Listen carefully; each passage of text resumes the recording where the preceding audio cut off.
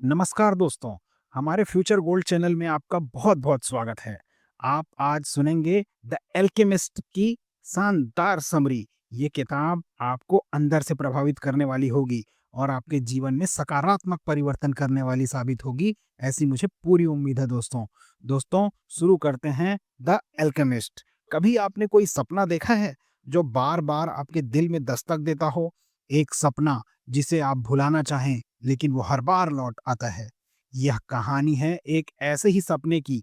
ये कहानी है सेंटियागो की, एक गडरिये लड़के की, जो अपने दिल की आवाज़ सुनता है और निकल पड़ता है एक रहस्यमय खजाने की खोज में।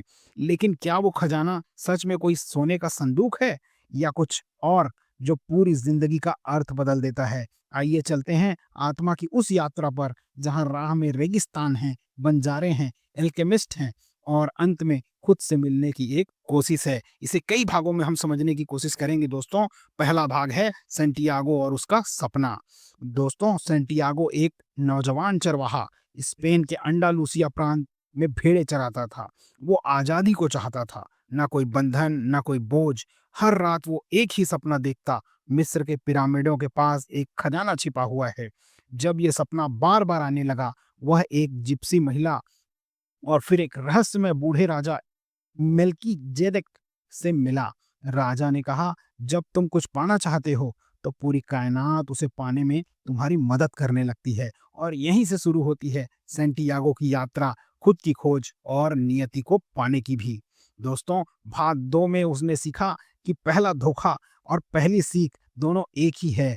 सेंटियागो अपने सारे भीड़ को बेचकर अफ्रीका के लिए रवाना होता है। वो पहुंचता है तांगियर शहर, एक नई दुनिया, एक नई भाषा और नया धोखा भी। एक व्यक्ति से दोस्ती करता है और उसका सारा पैसा वो दोस्त चुरा लेता है। वो टूट जाता है, लेकिन फिर भी हार नहीं मानता। यहीं पर सेंटियागो को पहली सच्चाई मिलती है कि सपनों की राह में धोखे भी होंगे, पर हर धोखा तुम्हें मजबूत बनाता जाएगा। दोस्तों, भाग 3 में एक क्रिस्टल की दुकान में काम करते हुए जो सीख उसे मिलती है, वो सुनिएगा। पैसे कमाने के लिए वह एक क्रिस्टल की दुकान पर काम करता है। धीरे-धीरे दुकान में सुधार लाता है, नई चीज़ें सुझाता है और मालिक को भी बदल कर रख देता है। यहाँ सेंटियागो ने सीखा, अगर हम लगातार मेहनत करें, तो हम किसी भी स्थिति को बदल सकते हैं। वो पैसे कमाता है और फिर निकल पड़ता है अपने खजाने की खोज में। दोस्तों, भाग 4 रेगिस्तान का दृश्य है, जहाँ एक कारवां है और कुछ रहस्य भी। सेंटियागो अब एक कारवां के साथ रेगिस्तान पार करता है। वहाँ उसकी मुलाकात होती है अल्केमिस्ट से नहीं, पहले एक अंग्रेज से जो एल्केमी है। एल्केमी मतलब धातु को सोना बनाना, जो सीखना चाहता है।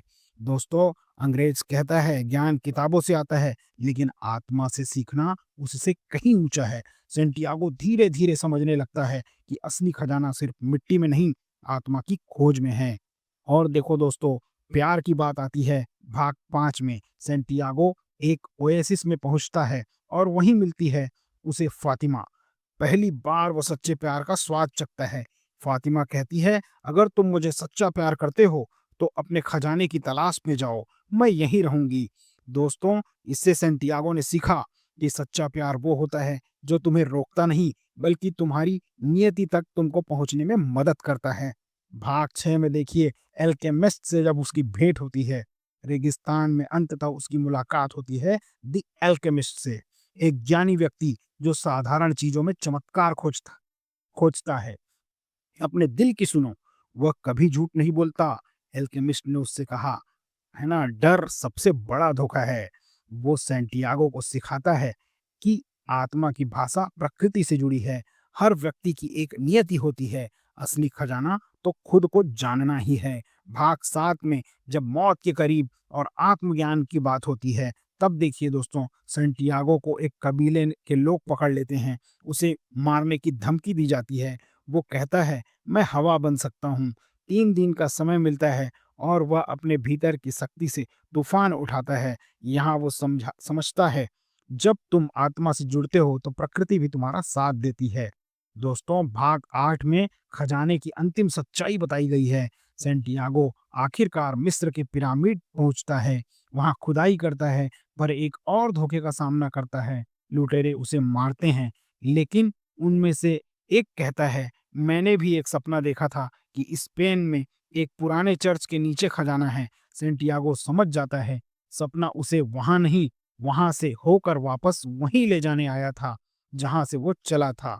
और वो लौटता है वही पुराने चर्च में, और सचमुच वहां उसे खजाना मिल जाता है।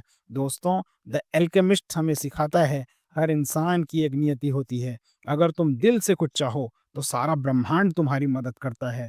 सच्चा खजाना बाहर नहीं, हमारे अंदर ही होता है। सेंटियागो की यात्रा कोई काल्पनिक कहानी नहीं, ये हमारे और आपके जैसे हर व्यक्ति की यात्रा है जो खुद को खोजने, अपने डर से लड़ने और अपने खजाने को पाने निकला हुआ है।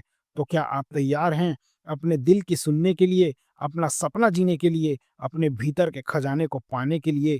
क्योंकि शायद आपका भी एक पिरामिड है आपके सपनों के उस पार। तो दोस्तों, कैसी लगी आपको हमारी ये ऑडियो बुक? अगर अच्छी लगी हो तो लाइक, शेयर और कमेंट करें।